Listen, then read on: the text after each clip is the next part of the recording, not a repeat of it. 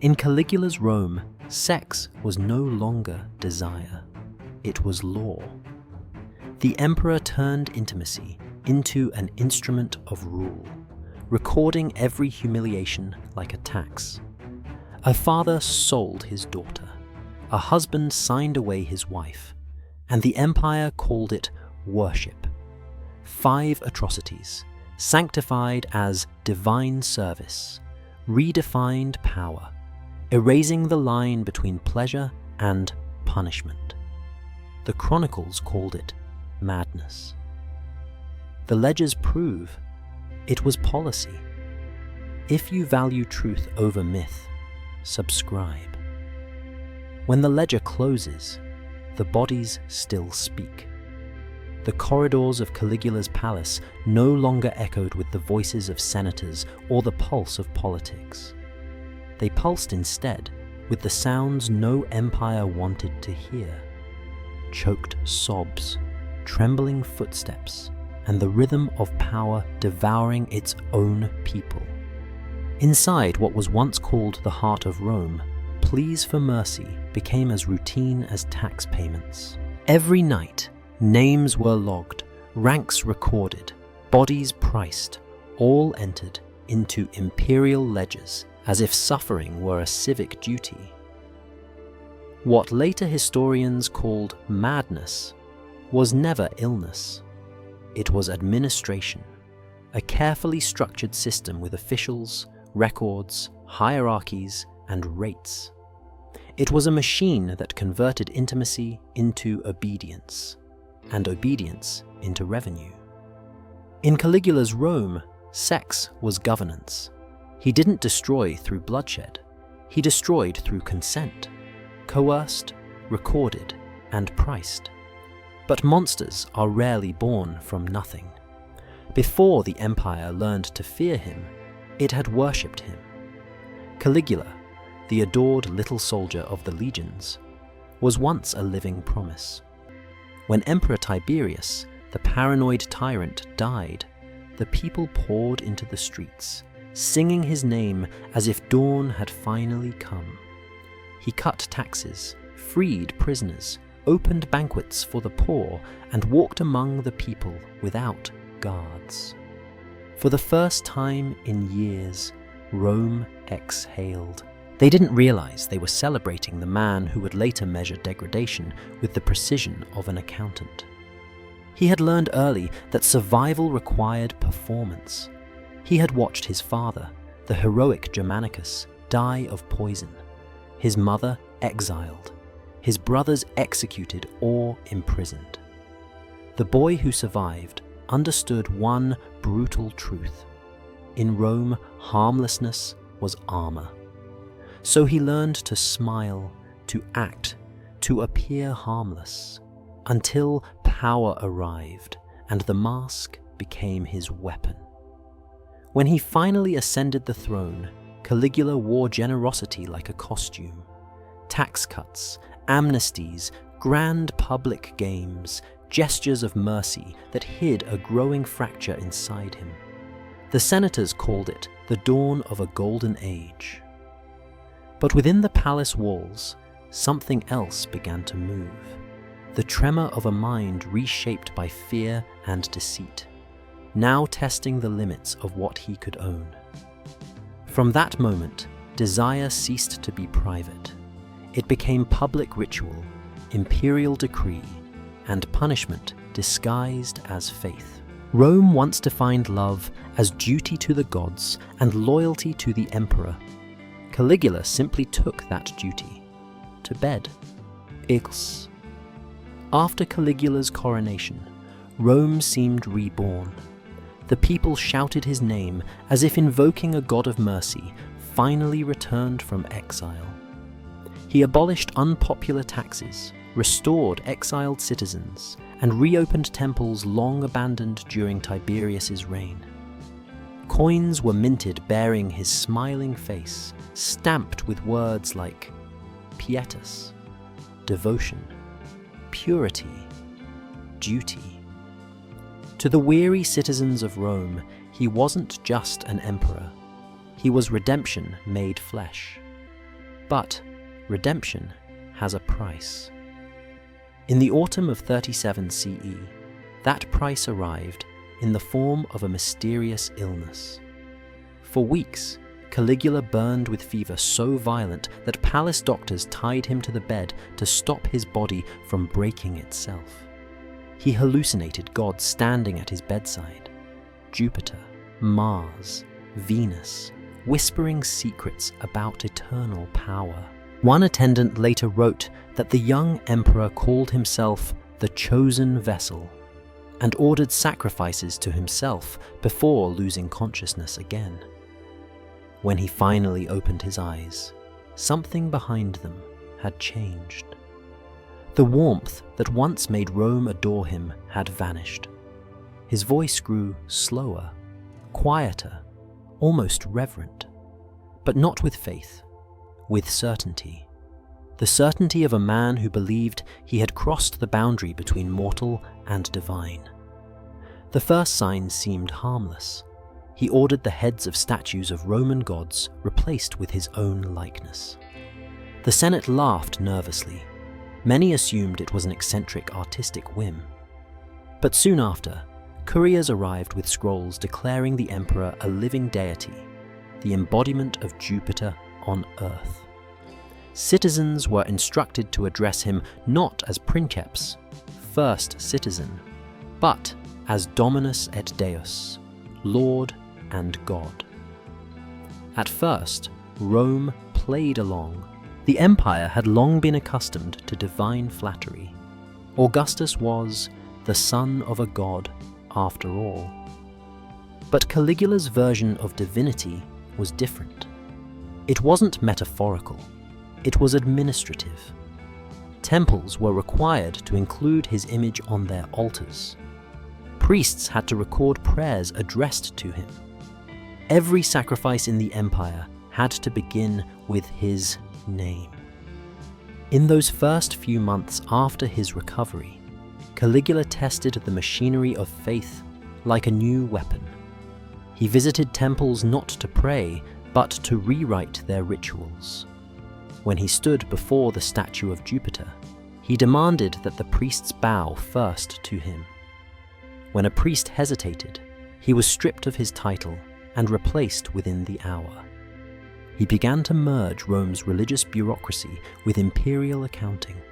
Offerings made to the gods were now logged as imperial donations. Temple treasuries were folded into the state budget. He turned worship into taxation, and taxation into worship, a circular economy of fear. Those who questioned his decrees began to vanish quietly. A senator named Longinus was accused of speaking irreverently about the emperor's divinity, after laughing during a banquet. His house was confiscated, his family disappeared. Rome understood the message. In Caligula's realm, disbelief was treason. And yet, he didn't scream or rant like a madman. He whispered. His cruelty was methodical, deliberate, clothed in ceremony. Every humiliation had an audience, every execution a ritual justification. He invited the Senate to witness sacred plays where he performed as a god among mortals, commanding them to applaud at every line, their faces pale under torchlight as they clapped for their own submission. The transformation that began with illness became doctrine. Caligula started describing his recovery as resurrection. He insisted that death had rejected him, that his blood was touched by immortality. "I have looked into the mouth of death," he told the Senate, "and it bowed before me." He ordered new festivals, Dai Novi Caelestes, celebrating his ascension. During one, he appeared dressed in golden armor, carried through the city on a litter of ivory, surrounded by dancers painted in celestial blue. He promised prosperity, fertility, and peace, the language of divinity masking the birth of something far more sinister, a new theology of obedience. Behind the performances, his private world began to mutate. He surrounded himself with astrologers, magicians, and courtiers who spoke to him as if to a god. Any act, no matter how perverse, could be justified as divine will. Those who hesitated became enemies of holiness. It was no longer enough to obey him. They had to worship his every desire. When the moon was full, he would stand on the palace balcony, arms raised, calling himself the twin of Jupiter. He began to converse aloud with the sky. Servants reported that he spent nights wandering the palace barefoot, muttering prayers to his reflection in polished marble walls. Yet beneath this fevered mysticism lay calculation. Caligula wasn't merely delusional, he was building an apparatus. By merging sacred ritual with imperial command, he made disobedience indistinguishable from blasphemy. The Senate could oppose an emperor, but who could oppose a god? And so, Rome's political elite, once guardians of law, became participants in worship. They funded temples to his divinity, drafted decrees praising his holiness, even debated which celestial title best suited him. The empire's administrative genius, the same system that managed roads, armies, and trade, was now repurposed to manage faith. This was the foundation of Caligula's empire of control, turning belief into bureaucracy. Soon, the boundaries between devotion and degradation would blur beyond recognition. His family, the last people who might have reminded him he was mortal, were next. The same man Rome once cheered for his mercy would soon stage the most intimate kind of conquest, not of land, but of blood. The illness had not made him a monster. It had shown him a revelation, that power need not scream or strike. It only needed to make obedience look holy. And Caligula, the resurrected God King, was ready to begin his ministry. It began quietly, as all cults of power do, inside the family. The same palace that once echoed with laughter now became a shrine where love turned into ritual. Caligula's sisters, Drusilla, Julia Livilla, and Agrippina the Younger, were not merely family anymore. They were the foundation stones of his new religion. He called Drusilla his Diana, the divine twin of his soul. At public ceremonies, he sat her beside him on the imperial throne, a seat reserved only for empresses or gods. Senators bowed to her as they would to a deity. When she entered the Senate chamber, they stood in reverence, unsure whether to salute her as blood or divinity. It was not affection that drove him, but doctrine. If the emperor is a god, then his blood must be pure, touched only by itself. Within the marble halls, this ideology took physical form. Caligula staged what he called rites of sanctity, reenactments of divine unions from Roman mythology, Zeus and Hera, Venus and Mars, except that he played every god, and his sisters, unwillingly, every goddess. Slaves carried incense, musicians played flutes, and scribes took notes. Even the most private acts were documented, categorized as sacred ceremonies. When Drusilla fell ill in 38 CE and died soon after, something in Caligula broke completely. He did not mourn as a man, he raged as a deity robbed of his temple. He ordered 10 days of state mourning so absolute that laughter was forbidden. Markets closed, marriages were banned, and anyone caught smiling faced execution. He decreed Drusilla a goddess, diva, Drusilla Panthea, and built her a temple of ivory and gold. Statues of her image were placed beside Venus, and sacrifices were offered daily in her name. But his grief was not love. It was fury, the wrath of a man who believed death had stolen his property, and so he turned his pain outward. Julia Livilla and Agrippina the Younger, his surviving sisters, became the next focus of his divine service. He summoned them constantly, forced them to attend ceremonies, to dine beside him while poets compared their faces to the Graces. The boundary between blood and worship blurred until the two meanings, family and faith, became indistinguishable. The senators began to whisper. Rumors of incest spread across Rome, not as scandal, but as scripture. Caligula's propagandists claimed that divine flesh must mingle only with itself. To question it was to insult the gods.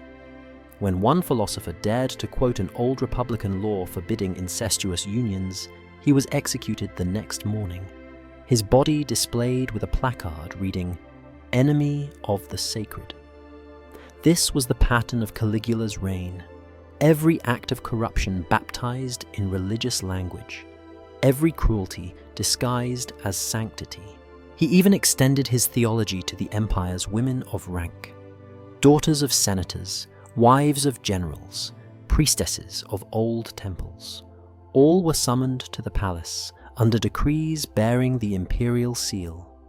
There, in the candlelit chambers renamed after gods, Jupiter, Venus, Priapus, they were told their presence was a divine honor. What took place inside was no crime in Roman law, because the Senate had already declared the emperor's body sacred. Violation had become worship.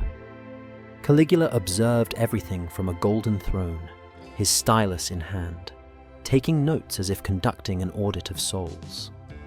The scribes recorded names, ages, ranks, and remarks. Who trembled, who resisted, who smiled. Those who hesitated found their families punished. A father stripped of office, a husband suddenly accused of treason. Those who cooperated were rewarded with gold or land, ensuring that complicity looked like loyalty. In this theatre of cruelty, every gesture was a message. Nothing in Rome is untouchable. The Senate, once the fortress of law, became an audience to humiliation. Men who had conquered provinces now stood frozen while their wives were paraded as symbols of obedience. What horrified them most wasn't the act itself, but the order, the lists, the documents, the cold precision of bureaucracy. Each encounter was recorded like a census. Every ceremony had an account number. The empire that once catalogued taxes and trade routes now catalogued human degradation with the same administrative clarity. A physician named Lucius Scriba, whose private journals were later unearthed in a villa near Pompeii, wrote of being forced to examine noblewomen before their ritual service. He noted their trembling, their bruises, the blankness in their eyes. Caligula asked him to report which women seemed most suitable for divine use. Scriba obeyed, because refusal was a death sentence. His notes end abruptly with the words, "All things holy have been inverted." By then, the cult of the emperor had consumed the palace. Courtiers bowed before him as he entered rooms shrouded in incense. He no longer called them citizens, but vessels of the god. The air smelled of burnt myrrh and fear. To outsiders, it might have seemed madness, but within the marble corridors, it was order, a new theology built on submission. Caligula had discovered the ultimate law of power, that domination, when wrapped in holiness, no longer feels like tyranny. It feels inevitable. As the empire watched in silence, Rome's greatest families, men who traced their lineage back to the Republic, found their bloodlines rewritten in the emperor's image. No rebellion rose, no Senate decree condemned him. The machinery of faith had done what swords could not. It had made the empire complicit. And while priests sang hymns to Diva Drusilla, her brother prepared the next stage of his sacred tyranny, where family would no longer be bloodline, but factory. What began as worship was about to become production. When faith becomes law, cruelty no longer needs disguise. By 39 CE, Caligula's divine service had evolved into an institution, not a secret cult, but a functioning department of state. What began in the intimacy of the imperial family was now standardized, monetized, and enforced. The emperor's obsessions had become the empire's policy. The first step was codification. A series of decrees, written in the flowing language of piety, declared that service to the divine body of the emperor was a patriotic duty. Each line blurred the boundary between worship and transaction. Citizens could offer acts of devotion, physical, financial, or ritual, in exchange for imperial favor. The palace treasury recorded it all. What Rome once called tribute or donation now bore a new name: offerings of purity. It was here that Caligula's genius revealed itself, not as a tyrant's rage, but as an administrator's precision. He created a hierarchy of indulgences, a catalogue of virtue. Wives of senators were valued highest, followed by priestesses, daughters of magistrates, then courtesans. A virgin's service carried a rate, an experienced woman another. Men, too, had their price. Those who refused were reclassified as ungrateful subjects and stripped of rights. The ledgers preserved by later historians are horrifying in their detail. 16 sesterces, service by senator's wife, 2,000, virgin daughter, 5,000, both. Every act, every humiliation had a number. The emperor's palace became what he called the Templum Corporis Divini, the temple of the divine body. Its rooms were renamed for gods: the Hall of Jupiter, the Chamber of Venus, the Court of Priapus. Inside, imperial scribes sat at long cedar tables, writing endlessly. They noted names, dates, witnesses, injuries, pregnancies. Clerks counted revenue, while guards patrolled the corridors, ensuring the sacred order remained unbroken.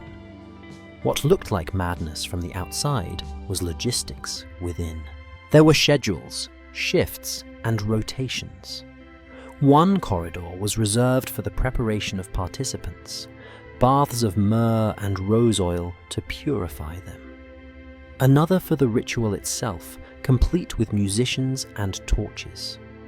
When it was done, attendants wrapped the victims in silk and escorted them out in silence. The empire had industrialized intimacy. Even the priests were absorbed into the machine. They performed blessings over rooms before ceremonies, invoking divine fertility. In return, they received gold and new villas. Religion had become payroll. The Senate, terrified yet enthralled, passed resolutions praising the emperor's celestial mercy. The system didn't just degrade individuals, it rewired the logic of Rome itself. Families who once prided themselves on moral virtue began competing for proximity to the emperor's sacred attention. Senators sent gifts. Wives volunteered for ceremonies to secure political favor. Fathers, ruined by debt, offered daughters as tokens of loyalty. No one called it prostitution. They called it piety. Behind the golden curtains, Caligula presided like a high priest of desecration. His stylus never left his hand. He observed every act, making notes about willingness, grace, and obedience. His guards reported which husbands hesitated, which fathers flinched. For those who refused, punishment was personal and precise. Their estates confiscated, their sons mutilated, their names erased from Senate rolls. The palace physicians, forced into service, were ordered to inspect women before and after each ritual. Their findings were catalogued in imperial archives under the heading Health of the Divine Servants. In a surviving fragment, one doctor wrote, "The emperor's mercy lies in allowing survival." Economically, the system worked. The imperial treasury swelled. Gold poured in from fines, confiscations, and voluntary offerings. The emperor announced the abolition of certain taxes, earning public applause. No one asked where the money came from. Rome's markets thrived, its merchants enriched, many through contracts supplying perfumes, silks, and medical ointments to the palace. Every citizen became, knowingly or not, a beneficiary of suffering. And that was Caligula's true innovation. He made complicity profitable. The line between witness and participant disappeared. Senators who once condemned debauchery began hosting private banquets to mimic the emperor's rituals. Poets composed hymns praising his divinity. Artists painted him as Jupiter embracing Venus. Even philosophers, those who claimed to worship reason, compared his desires to the cosmic harmony of the gods. Resistance became nearly impossible. Once cruelty enters the economy, morality collapses under profit. Among those who tried to resist was a senator named Cornelius Scipio. He refused to sign the imperial decree allowing his wife's participation. The next day, his 8-year-old son was found outside the Senate house, mutilated but alive, his small body marked with a single message carved into the flesh: obedience preserves life. That same afternoon, Cornelius delivered his wife to the palace. The Senate cheered his renewed devotion. His estates were restored. His child survived, at a cost no ledger could calculate. Through examples like this, Caligula redefined the empire's hierarchy of fear. It was no longer who could kill whom, but who could make others complicit in their own degradation. Power was no longer measured in armies, but in the number of men who would sign their family's surrender and call it faith. Within a year, every noble house had been touched by the system. Some grew rich, others vanished entirely. The palace archive swelled to thousands of tablets, each listing names, ages, physical descriptions, a census of humiliation. The Roman Empire had achieved a new form of control, one that reached not through swords, but through skin. And through that ledger, neat, organized, relentless, Caligula achieved what no emperor before him dared attempt. He made sin a state enterprise. From the outside, Rome glittered. From within, it rotted in silence. But even as gold filled the treasury and incense perfumed the air, something darker was forming, an idea that would extend his control beyond obedience, beyond worship, into creation itself. Because Caligula had discovered the one frontier still unconquered, the womb. The next decree would not concern pleasure or loyalty. It would concern birth. Once the empire had learned to worship humiliation, Caligula moved to perfect it. It was no longer enough for citizens to kneel. They had to reproduce their submission. In 40 CE, the emperor issued a new proclamation, one that blended religion, biology, and politics into a single decree. The blood of Rome shall be purified through divine conception. Those words marked the beginning of what palace scribes would later call the breeding program. Under this order, women deemed favored by the gods, a euphemism for fertile and beautiful, were required to serve in a cycle of divine union. Doctors and astrologers were assigned to assess their compatibility with the emperor. The criteria were written down like census forms: lineage, complexion, bone structure, womb health, docility. Each category carried a numeric value. It was selection disguised as sanctification. These women were summoned to the palace under pretext of religious duty. Once there, they were kept in marble chambers, lined with incense and statues, their daily lives supervised by priestesses, who were, in truth, guards. The program had 3 stages: preparation, union, and recording. Every step was documented: the hour, the participants, the signs of divine favor. Pregnancies were tracked in ledgers like tax receipts. Each entry contained columns for conception date, physician name, and the expected tribute to the empire. Children born from these unions were labeled filii divini, divine offspring, and immediately removed from their mothers. They were raised in a secluded wing of the palace, trained by scholars, conditioned to view Caligula as both father and god. It was an experiment in manufacturing loyalty, obedience written into blood. For Caligula, this was theology realized, a dynasty not of family, but of faith. The body of the emperor became the template for all authority. What the Senate once governed through law, he now governed through lineage. He was not simply commanding Rome's future, he was breeding it. Physicians who served in the program wrote of their horror in private diaries. One midwife described being forced to deliver a stillborn child in a room filled with statues of Venus. The emperor entered, examined the dead infant in silence, and then ordered a feast in the child's honor. To refuse attendance was treason. Some women, desperate to escape, drank poison or attempted to disfigure themselves. But even that rebellion was co-opted. Caligula declared that divine service transcends beauty.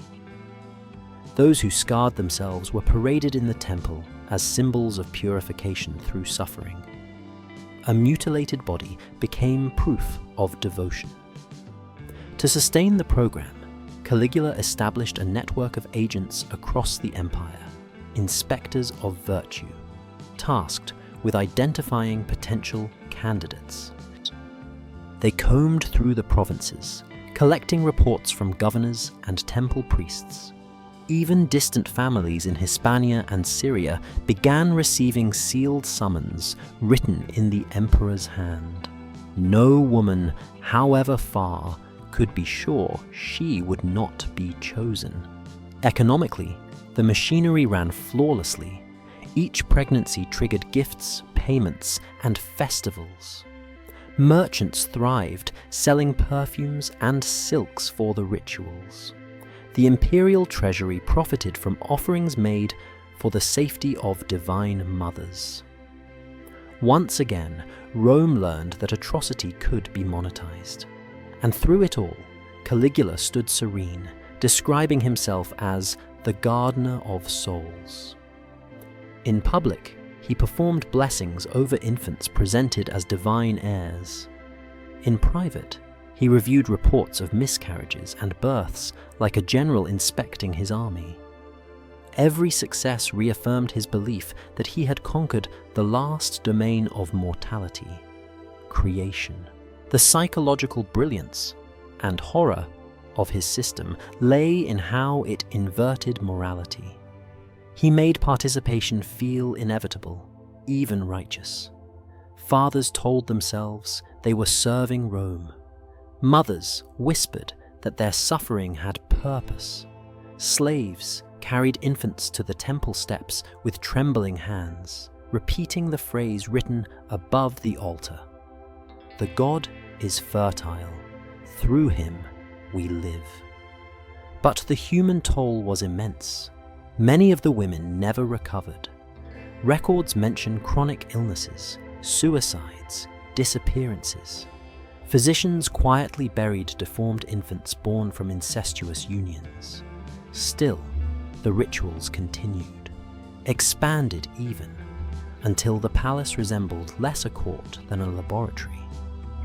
Each birth reinforced the illusion that Caligula was no longer a ruler of men, but the architect of a new humanity. He claimed that the gods had failed Rome, that he alone would recreate them through flesh. His followers began referring to him not as emperor, but as creator. At the height of this delusion, Caligula ordered a monumental fresco to be painted across the ceiling of the Great Hall. It depicted the emperor standing atop the world, arms open, surrounded by naked figures reaching toward him. Beneath it, feasts were held where senators toasted to the fruit of the divine seed. They laughed because they had to. Their faces, pale and sweating, reflected the candles like masks of wax. Yet, outside the palace, whispers began. Midwives vanished. Courtiers disappeared after gossiping. The Senate met in secret, drafting meaningless decrees of loyalty while hiding their terror. The empire's silence was not ignorance, it was participation.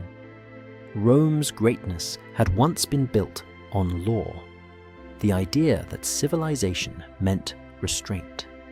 Caligula's system inverted that completely. Now, civilization meant complicity. The empire that once ruled through justice now ruled through birth.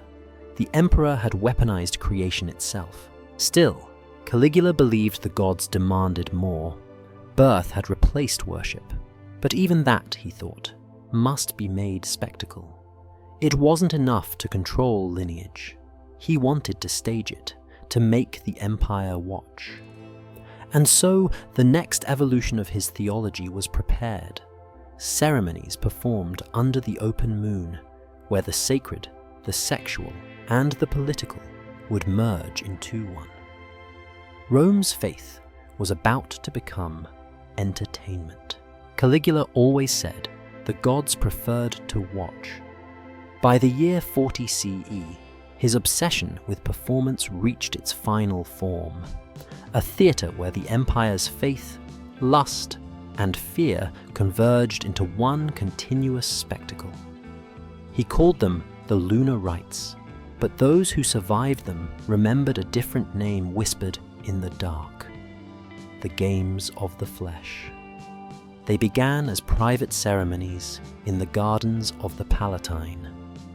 By moonlight, musicians played flutes carved from ivory, and torches drenched the marble in amber light. The air smelled of roses and oil, the same perfumes once used for temple sacrifices. At first, only the emperor's closest courtiers attended, then senators, then generals. It became an honor to receive an invitation sealed with the imperial crest, a mark both of privilege and doom. Each full moon, the emperor presided over what he called reenactments of divine union. The participants were chosen days in advance: noblewomen, slaves, gladiators, even captured foreigners brought from distant provinces. Each was dressed to represent a god or goddess: silk for Venus, gold for Jupiter, and animal skins for the lesser spirits. The pairings were not random.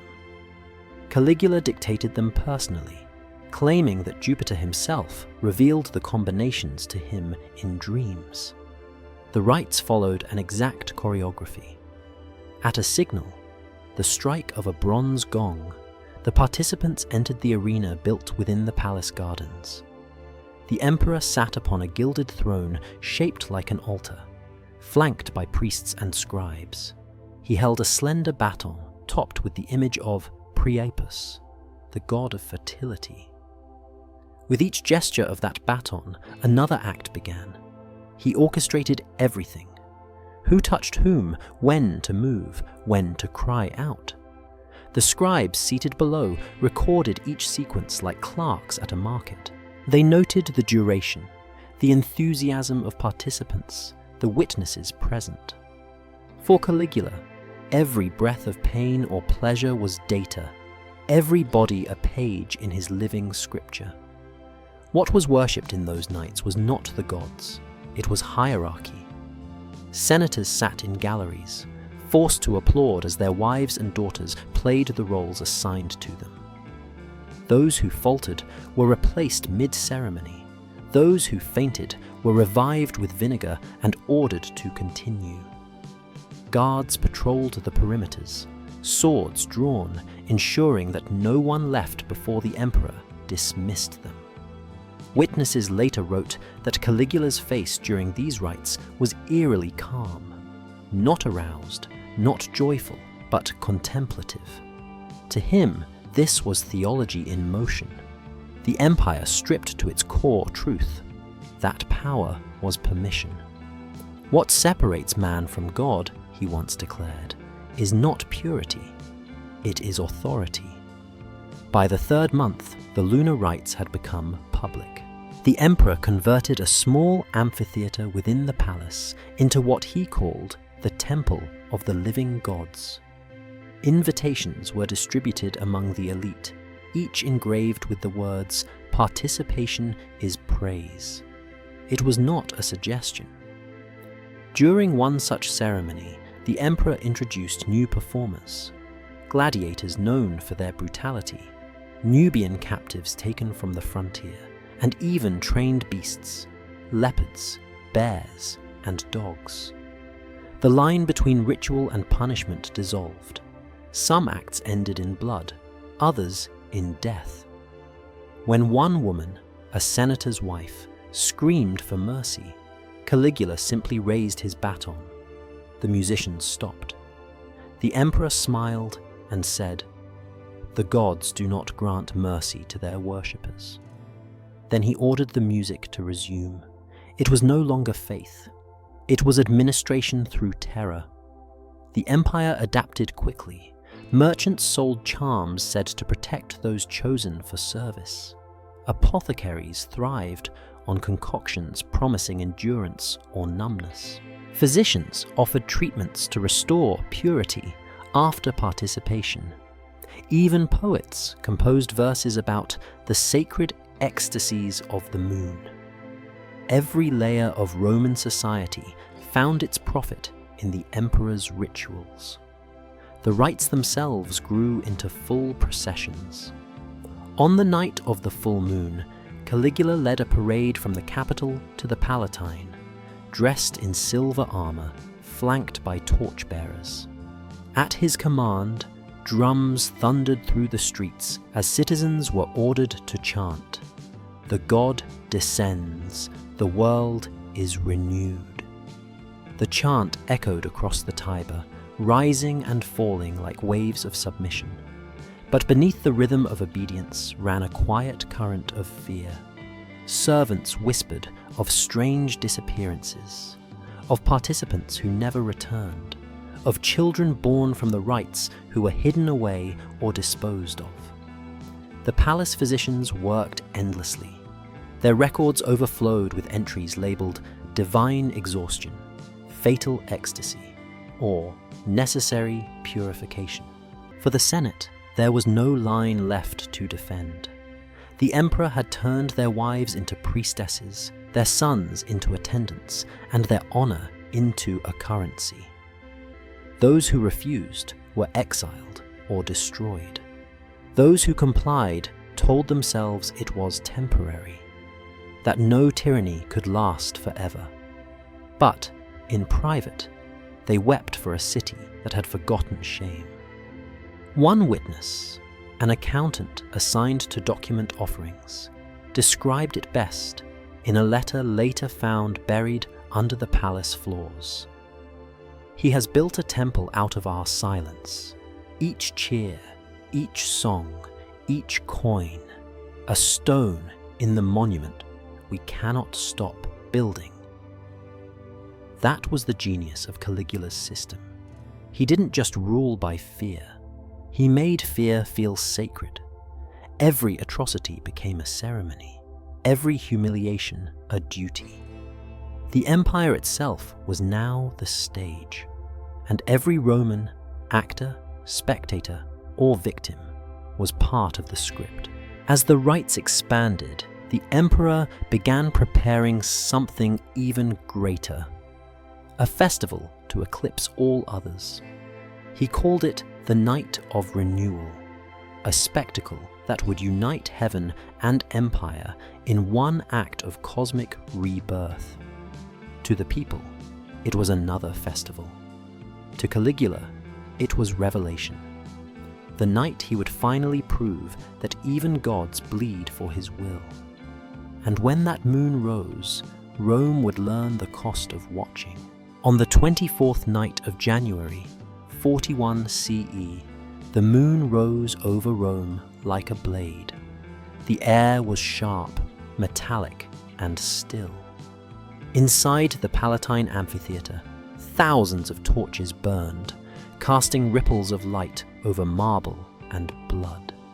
Caligula called it Noctis Renovatio, the Night of Renewal, the grandest of his lunar rites and the final.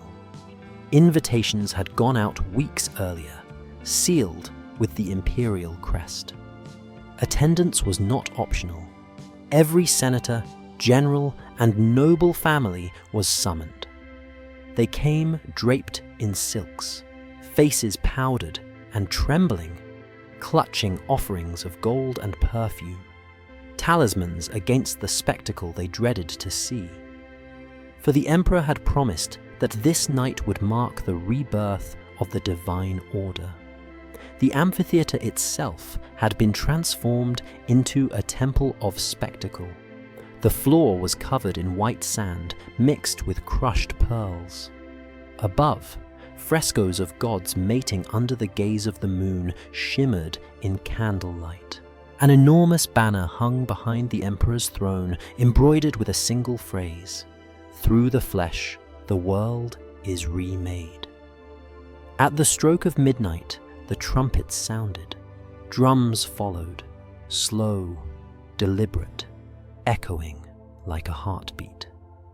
Caligula entered in armor gilded with silver leaf, his body shimmering under torchlight. On his head was a crown of serpents, symbols of renewal. In his hand, the same golden baton topped with priapus, the instrument of his power. Behind him came the priests, carrying scrolls, censers, and the imperial ledgers, the same books that had recorded every act of service, every humiliation.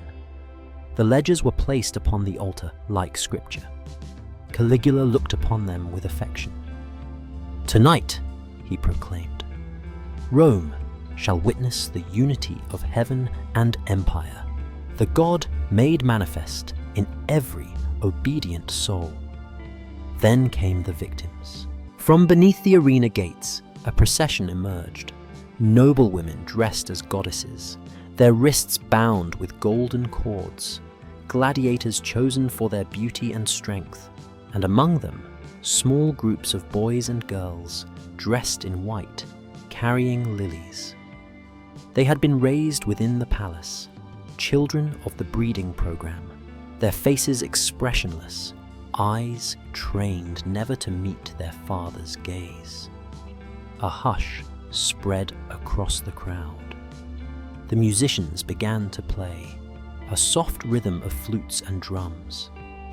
The first rites began, acts choreographed to mimic divine creation, watched in silence by senators who dared not look away. Each gesture was recorded by the scribes. each scream, each gasp, each drop of blood logged as signs of renewal. For hours, the emperor sat unmoving, his face lit by the flicker of hundreds of lamps. When one performer faltered, a woman too weak to continue, Caligula rose and descended the steps himself. The crowd froze. He walked to her, touched her face gently, then whispered something no one heard.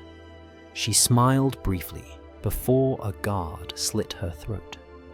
The emperor returned to his seat, her blood still glistening on his hands. "Let none resist the god's joy," he said calmly. The rites continued. Gladiators fought in choreographed duels that ended not in death but in humiliation. Priests sprinkled wine and milk across the sand, mixing it with blood to symbolize fertility. The audience clapped on command, their cheers trembling like prayer. It was no longer a ceremony. It was an autopsy of civilization. At the height of the night, Caligula ordered the ledgers opened. Pages of names were read aloud, thousands of them. Each name was followed by a brief description. 4 hours, 3 participants, conception recorded. Fathers sat in the stands listening to the public recitation of their wives' and daughters' degradation. Forbidden to move. Some fainted, some sobbed. None spoke. The emperor smiled. "This," he said, gesturing toward the crowd, "is Rome made pure. All are one body under the god." Then came the finale. The emperor commanded that the children, the filii divini, be brought forth. They were lined up before the crowd, pale and silent, their linen robes glowing under torchlight. Caligula raised his baton and declared, "Behold the future. The blood of gods and men mingled, perfect and eternal." He ordered the priests to anoint them with oil and wine. The children stood motionless as the liquid ran down their faces. But among the spectators, something had shifted. Even the most loyal soldiers watched with unease.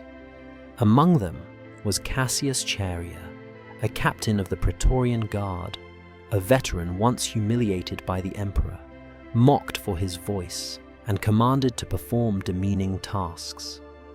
He stood at the edge of the arena, his hand trembling on his sword. When Caligula raised his arms to the moon and shouted, "The god renews himself through flesh," the crowd cheered on cue, but Chaerea did not. His eyes, once filled with fear, now burned with something older. The rage of a man who had been made a witness too long. He knew that this night, this performance, could not end until someone stopped the play. As dawn approached, Caligula signaled the closing of the rites. The torches were extinguished one by one, plunging the amphitheater into shadows. The emperor descended into an underground corridor leading back to the palace, a passage lined with frescoes of divine birth. The guards followed, weary and silent. That was where the script broke. As Caligula turned to mock Chaerea once more, the soldier stepped forward. No speech, no warning. His blade entered the emperor's side, angled upward, deliberate, practiced. Others followed, 30 wounds in total, each a wordless verdict. The final thrust struck his genitals, a symbolic reversal of every cruelty he had inflicted. The god who demanded worship had been reduced to flesh. In the stands above, the audience remained frozen. They didn't cheer, they didn't flee. They simply stared, waiting for someone to tell them what came next. But there was no one left to give orders. The night of renewal had ended, not with rebirth, but with rupture. And though Caligula's body bled into the sand, the empire's silence remained. For even dead gods leave behind their temples, their laws, their ledgers. When the sun rose over Rome the next morning, it shone on a city, pretending nothing had happened. The marble walls of the Palatine still gleamed. The streets smelled of incense from the night before, but inside the palace, the torches had burned out, leaving only the metallic scent of blood and the echo of footsteps retreating into silence. Caligula's corpse lay where it fell, in the narrow corridor beneath the amphitheatre, half draped in his silver cloak, his crown of serpents crushed beneath his head. The priests who had worshipped him as a living god stood motionless, unsure whether to pray or run. For a moment, no one knew what Rome had become. The emperor was dead, but the empire, the machine he built, was still alive, humming quietly in the background like a ritual too ingrained to stop. Cassius Chaerea, the man who struck the first blow, didn't celebrate. He simply stared at the body, as if waiting for it to rise again. He hadn't killed Caligula to avenge morality. He killed him because humiliation had become unbearable. He wiped his blade clean on the emperor's cloak, turned to the others and said, "It's done." But nothing was truly done. The guards who helped in the assassination ran through the corridors shouting that the tyrant was dead. Yet even as word spread, fear held the city in a strange paralysis. Senators locked their doors. Slaves whispered in corners. Some prayed that the emperor's death was a trick, that he would emerge again, resurrected, to punish disbelief. Inside the palace, chaos and calculation unfolded side by side. Servants looted jewelry. Scribes tore pages from ledgers. Some tried to erase their names from records of service. Others hid evidence in walls or burned scrolls in temple braziers, knowing that history, once written, rarely forgives. Outside, the Praetorian Guard hesitated. They had sworn oaths not just to a man, but to a god. To kill him was treason, but to obey him was damnation. The contradiction froze them. For hours, no one commanded the empire. Finally, by afternoon, the silence broke.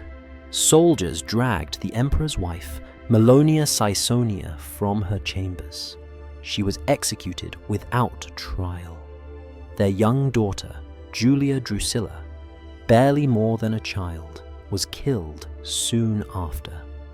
The conspirators wanted to erase the bloodline entirely, as if to purge the empire through annihilation. But erasure is never clean. When the body was stripped and dumped into a shallow grave, one soldier remarked that even the ground seemed reluctant to take it. The corpse had to be stabbed again to fit inside the hole. They covered it with dirt and lime. No tomb, no funeral, no inscription. The god who had demanded temples was left to rot in anonymity. Yet, above ground, his presence lingered, not in statues or hymns, but in bureaucracy. The ledgers survived, thousands of tablets filled with names, fees, pregnancies, and confessions.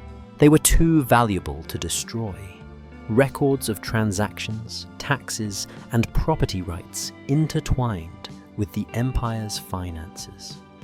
Clerks sealed them in the archives beneath the palace, labeling them simply tabulae privatae, private accounts. In truth, they were anything but private. They were Rome's collective guilt, carved into wax and wood. When the Senate convened days later, They declared damnatio memoriae, the official condemnation of memory. Caligula's name was to be erased from every monument, every coin, every inscription. Statues were toppled, paintings burned. The Senate wanted to believe that by deleting his likeness, they could delete what he had made of them. But erasing an emperor is easier than erasing what he taught. The same men who had watched their wives humiliated now debated tax reform. The same officials who kept the ledgers still collected the revenues. The same guards who carried out his orders now served his successor. Power didn't end with his death. It merely changed hands. The structure remained, polished and renamed. Rome's public festivals continued, stripped of their overt obscenity, but not of their logic. Women still paraded for the emperor's favor. Men still traded loyalty for privilege. The empire still demanded sacrifice. Only now it called it peace. In a speech meant to restore dignity, the new emperor Claudius called for healing. Let us bury the madness of the past and rebuild Rome's virtue. But even he knew what the Senate did not. Virtue built on denial is only another disguise. He ordered Caligula's archives sealed, not destroyed. For the sake of history, he said. But history, as always, was less about remembering than about managing memory. Meanwhile, whispers persisted in the poorer districts, of women who claimed their children bore the mark of the divine, of midwives who buried infants in secret, of former temple servants who still performed rites to the living god. Caligula's cult, stripped of its marble and gold, survived underground. To some, he remained a demon. To others, a deity martyred by mortal jealousy. In the alleys of Rome, painted in soot and wine, a phrase began appearing on walls. He lives in us. Maybe it was mockery, maybe it was prophecy, but in the empire's heartbeat, its bureaucracy, its silence, its hunger for spectacle, Caligula lived on.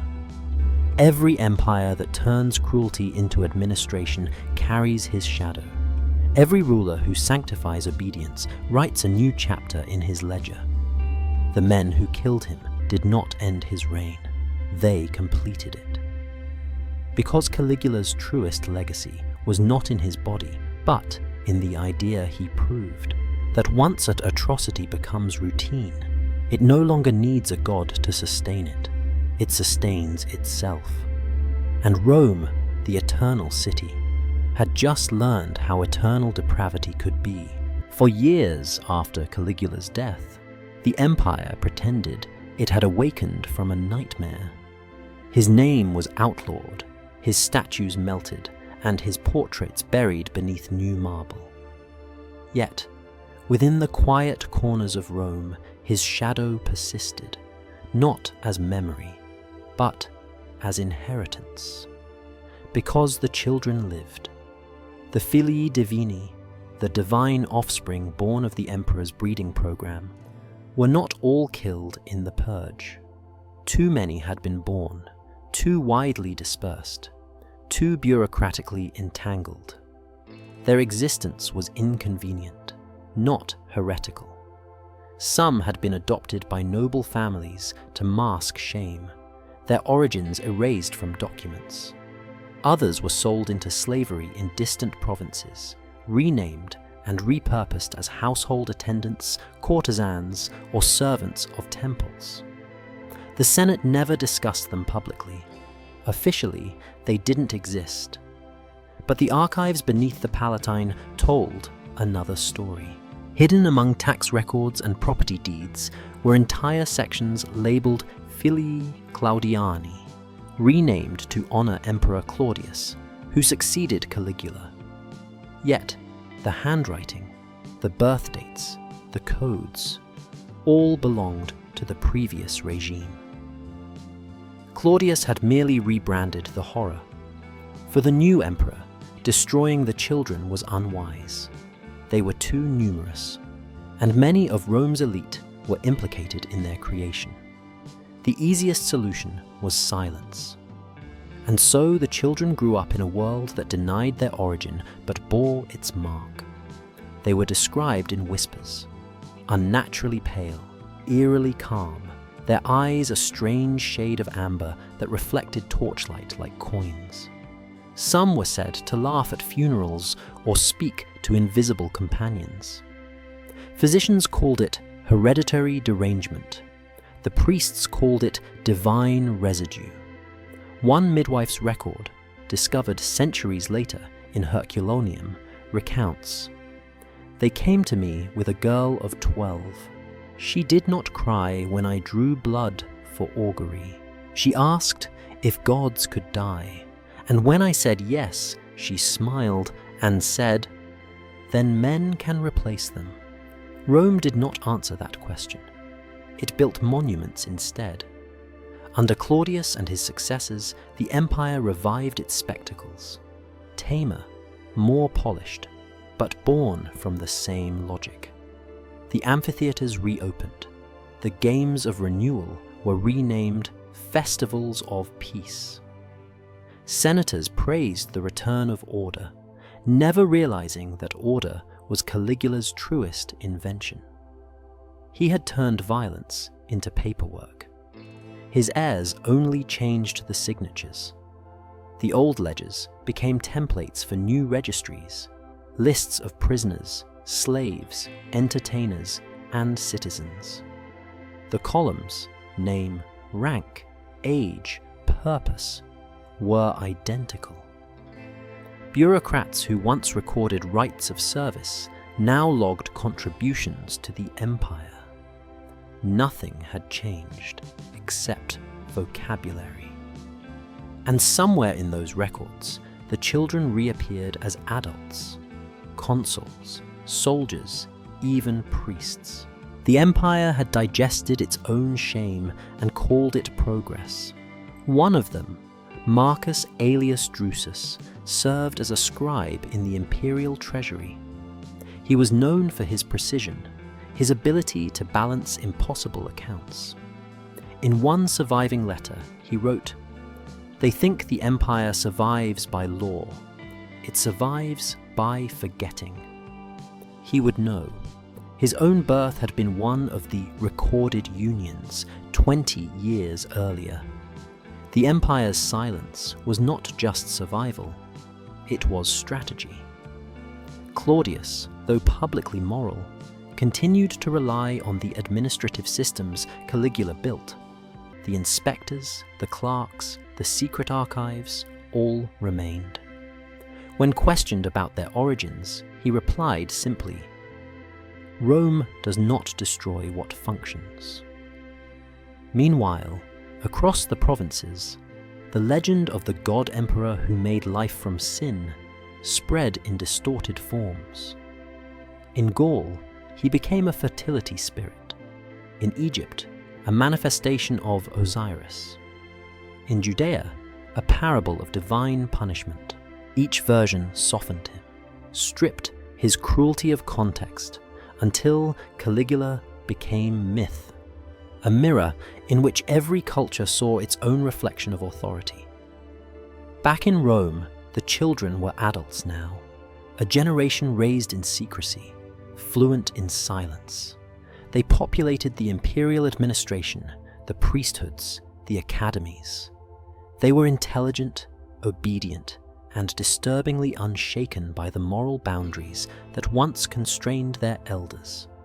They didn't believe in gods, they believed in systems.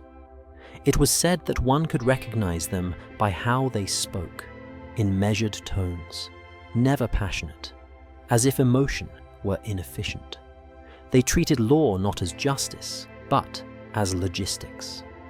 Under their influence, the empire became smoother, colder, quieter. Temples functioned like tax offices. Worship became ceremony without faith. A senator once remarked during a debate, "We no longer need tyrants, we have rules." He meant it as praise. He didn't realize he was describing Caligula's true legacy.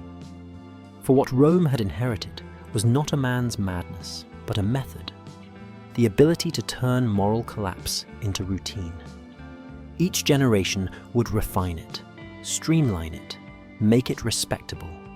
The empire would expand, conquer, and trade, all in the name of order. Yet, beneath the marble, the same old logic pulsed, domination disguised as destiny. In a forgotten storeroom under the Palatine, archaeologists centuries later would find fragments of the old ledgers, burned, water-stained, but legible. Each page contained 2 columns. On the left, the names of the victims. On the right, the revenues earned. The handwriting changed over time, but the format endured. At the bottom of one tablet, in faint ink, a single annotation appeared beside the final entry. All debts paid, all gods silent. It is impossible to know who wrote it, a clerk, a survivor, or one of the children themselves. But it reads like an epitaph, not only for Caligula, but for Rome. Because empires do not die when their rulers fall. They die when their people learn to live comfortably with the ruins. And in that comfort, in the silence of efficient cruelty, Caligula's world was reborn again and again, under new names, new emblems, new gods. Claudius ruled, but Caligula's blueprints ruled deeper. He didn't rebuild the empire, he reorganized its memory. What couldn't be erased was renamed, and what couldn't be justified was sanctified. Rome became a city that remembered through omission. The temples once consecrated to Diva Drusilla were rededicated to anonymous deities. The marble plaques bearing Caligula's decrees were chiseled flat, leaving behind only faint grooves like healed scars. Yet, the bureaucrats who carved those stones remained in office. Their pens continued tracing lines of obedience, only now for a different god. It was not redemption, it was rebranding. Claudius's first reform was to reissue the imperial registries, the same that had once documented the emperor's rights. Officially, this was to restore order after years of chaos. In truth, it was to overwrite the archive. New columns were added, old titles changed. Service of the divine body became service of the state. The ledgers looked clean. The language smelled pure. The machine resumed its work. In the Senate, men who had once praised Caligula's divinity now debated laws on morality. They condemned his crimes against the sanctity of Roman virtue, conveniently forgetting their applause during his rituals. Each speech was an exorcism in words, designed not to atone but to erase participation. The empire discovered a secret more dangerous than cruelty. Forgetting is profitable. The same families that had traded daughters for favor now traded history for legitimacy. They commissioned poets to rewrite their lineage, sculptors to carve new faces onto old statues. Inscriptions that once read devotee of the divine emperor were edited to say, faithful servant of Rome. The difference was only in chiseling. Meanwhile, the ledgers below the palace multiplied. Slaves and scribes, working in silence, recopied thousands of tablets onto fresh wax. They removed the emperor's name, but preserved the data: births, deaths, payments, confessions. The numbers mattered more than the narrative. Rome didn't care who suffered, only how much it cost. When a philosopher named Lucanus tried to expose this continuity, arguing that the empire continues Caligula's will under new language. He was accused of impiety and exiled. His writings disappeared. The law that banished him was called the Edict on Stability of Faith. Irony became legislation. The empire had achieved what Caligula dreamed, a moral order that sanctified silence. Even religion adjusted. Priests no longer spoke of divine pleasure or wrath. They spoke of equilibrium. Offerings to the gods were calculated in exact weights of grain and gold. The act of sacrifice had become an accounting ritual. People prayed by reciting lists. Faith became mathematics. And yet, beneath the marble logic of Rome, small resistances flickered. In back alleys and port taverns, storytellers whispered forbidden versions of Caligula's life, not as blasphemy, but as warning. They told of a man who declared himself God, and how Rome, in trying to kill him, had become what he imagined. One phrase recurred again and again. He built a temple of mirrors. When he fell, we saw ourselves. By the middle of the century, those whispers reached the provinces. In Gaul, travelers told of a ghost emperor who still walked under the moon, writing names into invisible books. In Alexandria, scholars preserved fragments of his edicts as examples of divine madness, only to use them centuries later as administrative models. Each empire that followed borrowed something from his order, a method of record-keeping, a ceremony of obedience, a belief that control required worship. That was the architecture of forgetting, to transform atrocity into efficiency, and then call it civilization. The Romans congratulated themselves on moral recovery. Public baths were rebuilt, theatres reopened, and new statues of gods rose in the forum. But if you walked their corridors long enough, you'd find the same stone foundations, the same rooms where screams once echoed, now filled with the hum of quills. The empire didn't bury its ghosts. It gave them jobs.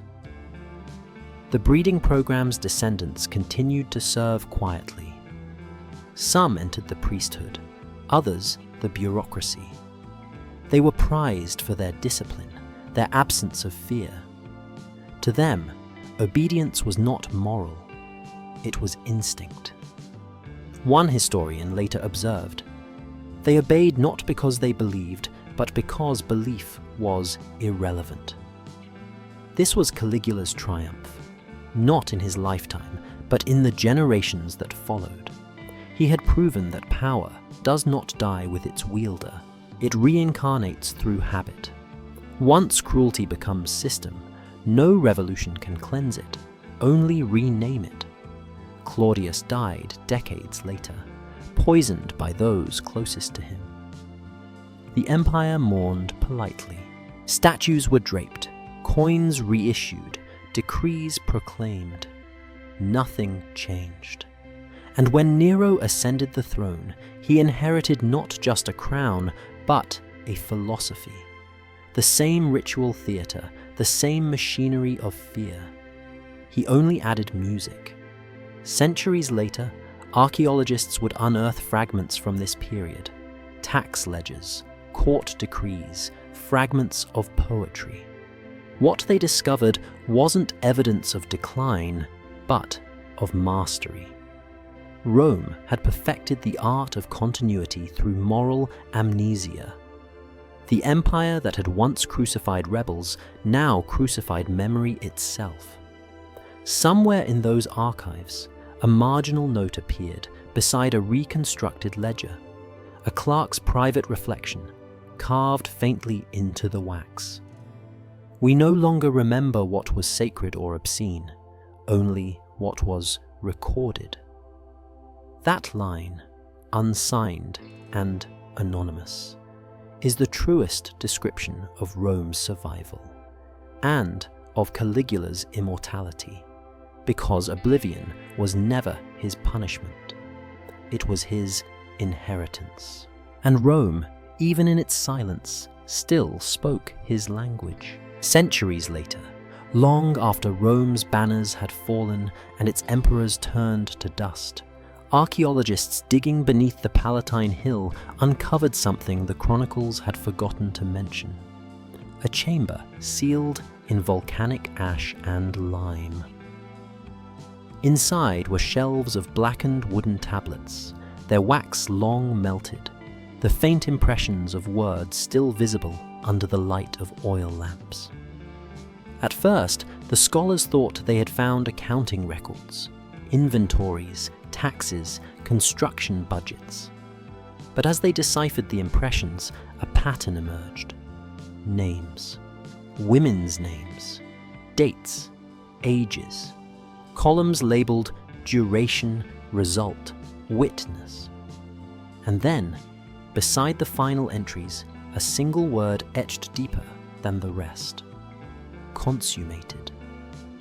They realized what they had found. Not myth, not rumor. The ledgers of Caligula. For weeks, the dig site fell silent. Even the most hardened classicists struggled to speak the words aloud. The documents described in clinical detail what historians had long dismissed as exaggeration.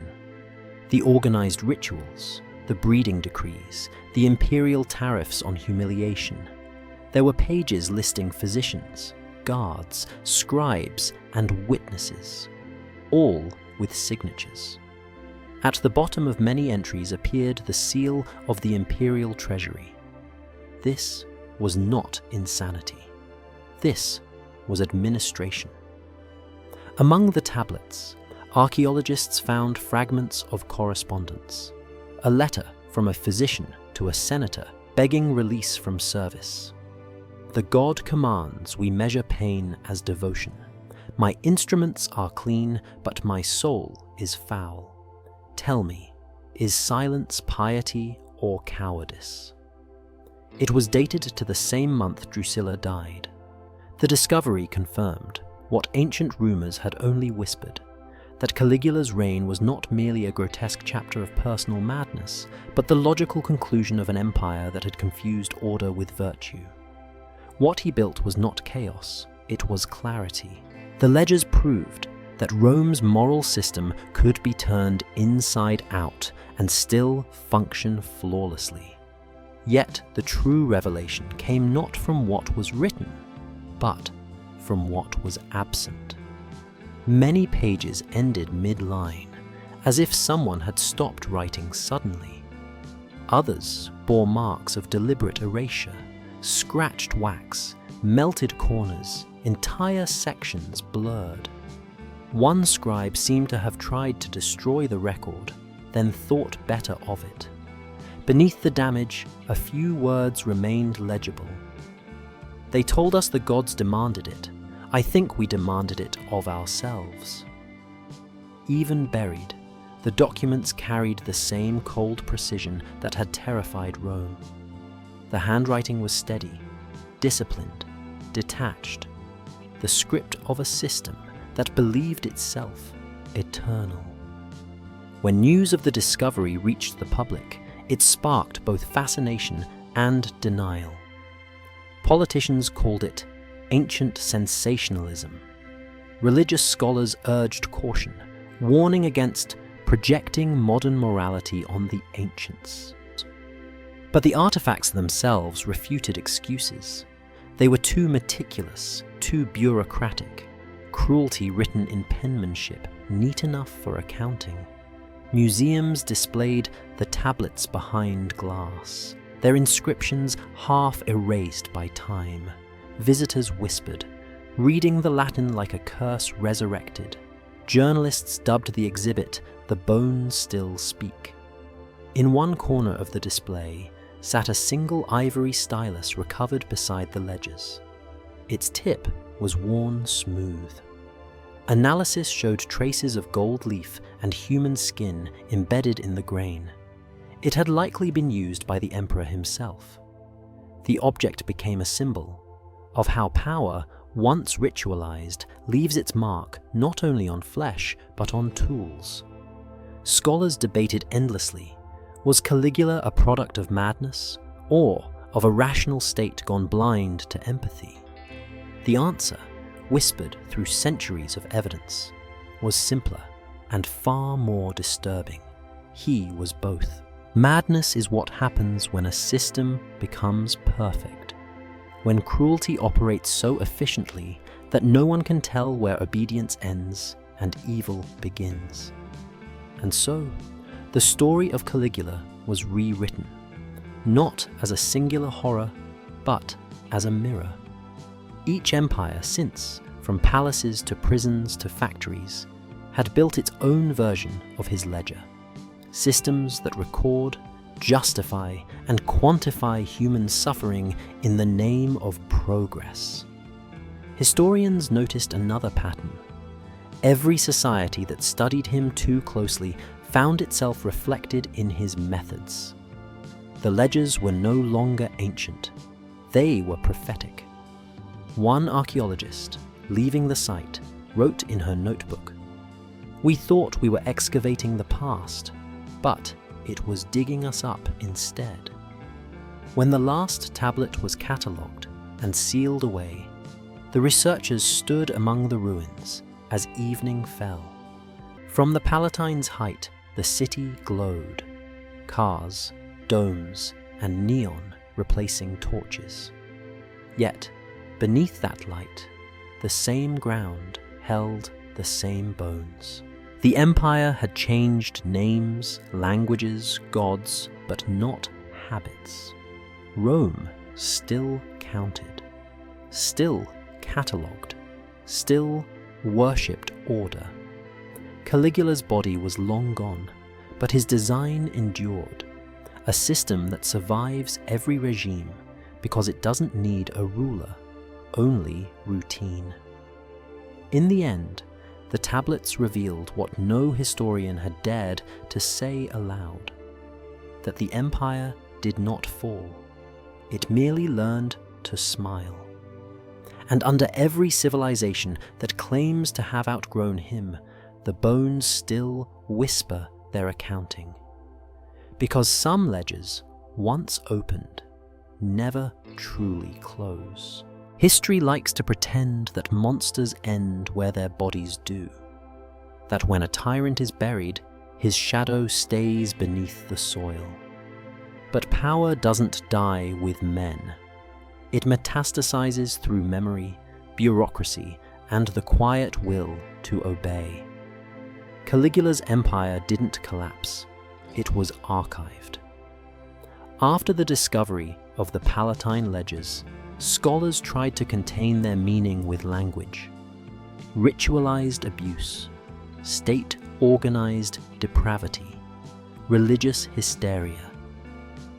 Yet none of those phrases touched the truth that seeped through every melted line of wax, that the emperor had found the formula every despot eventually rediscovers. If cruelty can be measured, it can be justified. And justification is eternal. The Roman Empire learned to count in bodies long before Caligula, but he gave it vocabulary. He made degradation a civic duty, obedience a virtue, and humiliation an economy. Centuries later, other nations would borrow his grammar. The same logic in new tongues, the same ledgers rewritten in ink instead of wax. From inquisitions to plantations, from concentration camps to digital surveillance, every age produced its own temple of the divine body, disguised under banners of progress, faith, or security. Rome had merely built the prototype. The ledgers uncovered beneath the Palatine now sit in climate-controlled vaults, guarded and digitized. Scholars translate them for publication, arguing over footnotes. Tourists view replicas in museums, standing inches from the names of long-dead victims, reading them like fiction. Children take photos beside the stylus that once carved those names, unaware that the object is less artifact than warning. Outside, Rome's streets thrum with life. Cars, tourists, gelaterias. But the same stones that once carried Caligula's processions now bear the footsteps of governments and institutions that still measure worth, still trade suffering for order. The marble never forgets, it only absorbs. At night, under the same moon that once lit his lunar rites, the Tiber reflects the city's golden lights. The river flows past ruins where temples once stood, past arches celebrating victories no one remembers clearly. Somewhere beneath those layers, the bones remain, unmarked, unnumbered, but still present. The empire's foundation wasn't built only on tone, it was built on records. And those records, in a way, never stopped being written. Every census, every surveillance file, every database of names echoes the same rhythm. Document, classify, justify. Civilization keeps the same shape, only the ink changes. Historians still debate whether Caligula believed he was a god, but that question misses the point. His reign wasn't about belief. It was about control through participation.